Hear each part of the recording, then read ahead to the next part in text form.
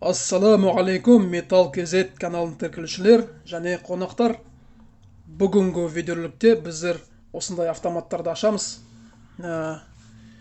Кәдімгідей автомат, баяғы сделаны в СССР деп тұр автоматтар. Соның құрамында қандай пайдалы металдар бар екен, соны біздер бәріміз қызықтап көреміз.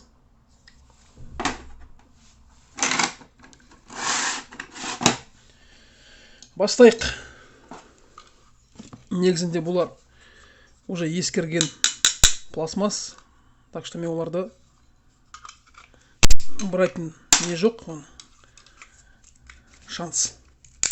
Уже ескірген пластмастарды біз тек қана істіп сындыра береміз. Себеп мен уже мана біреуін аштым, экспериментальный ретінде. Мінекей осылай ашылды олар. Шуруп және ботқа олар отверткіге олар келіспейміз дейді. Міне осындай ішінде азғантай мыс, кішкене латун және мынандай технический күміс дейді оны. Және темір азғантай. Мынаның ішінде де мынандай күміс бар. Онда қазір біздер сындырамыз. Басқаға ол бағынбаймын дейді. Отвертка маған керек емес дейді. Керек емес болса, онда мен саған қазір көрсетейін. Міне. Мынау темір деген латунь. Мынау қара темір. Мынау мінекей күміс.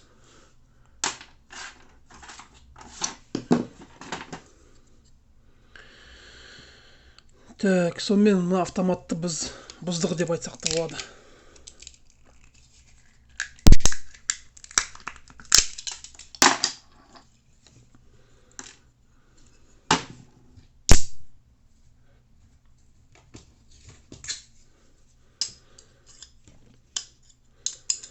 Мынау темір болу керек, мынау нержавейка болу керек, меніңше.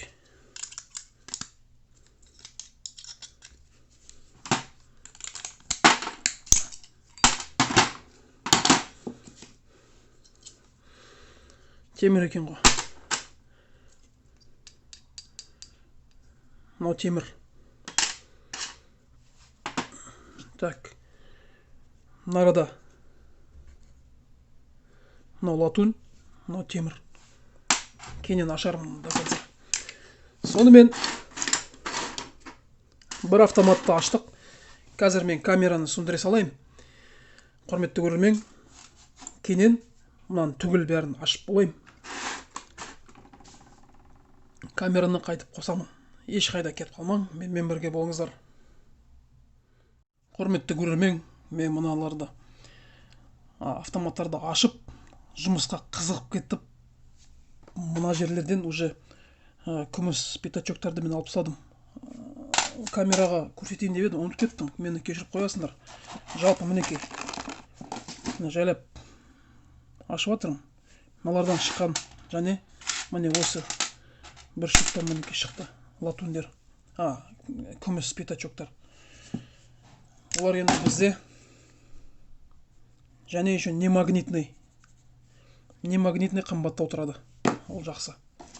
Енді мен оларды қалай шешем, көрсетіп сөйлеймін. Мыналардан мен уже алып болдым. Ол оп-оңай негізінде алуға. Қысқашпен бір атауыз бір жібересіз де, ол өз-өзімен түсіп қала береді. Так, мінекей мысалы мынау.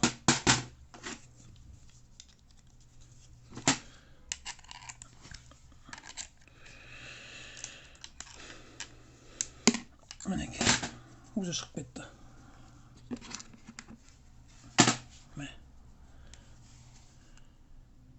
Мынаны күміс дейді, онда да негізінде қабылдайды. Мынау таза латунь болып шығып жатыр.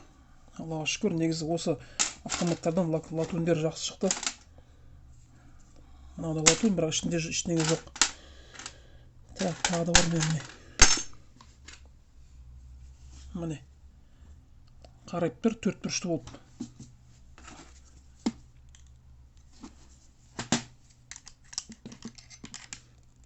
Оп-оңай нәрсе алынатын. Кейбіреулер оңай алынатындар бар. Біреулер тіпті алынбайды, мінекей. Проблем жоқ. Латунь мынау. Енді мен қайтып камерамды айырайым. Кейіннен қайтып қосылармын. Мінекей бәрін ашып болдым, алып болдым. Ең біріншіден мына күмісті көрейік. Ең бірінші күміс.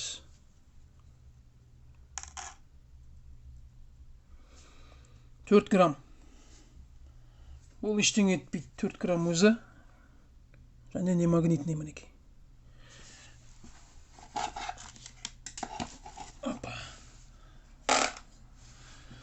4 грамм өзі пайда.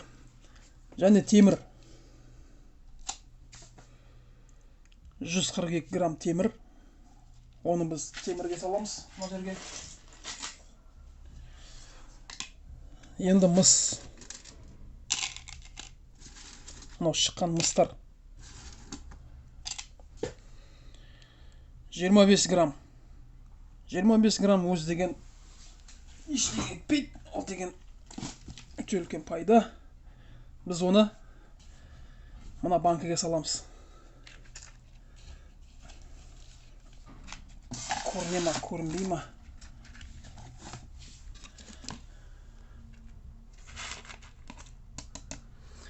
Братала айта кетейін, құрметті көрермен, келесі видеомыз мына банкіде неше келі мыс жиналғанын көреміз. Анонс. Металл KZ каналдан ажырамаңыздар. Алдымызда өте қызық видеолар күтіп тұр бізді. Ал енді біз мына латуньдерді өлшейік.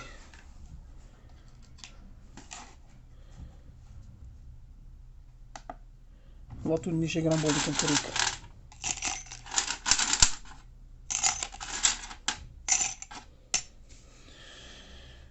132 грамм.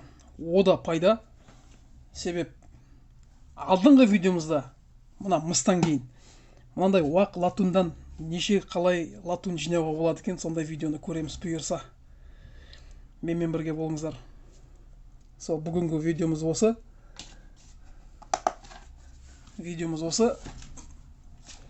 Келесі кездескенше, құрметті бауырлар.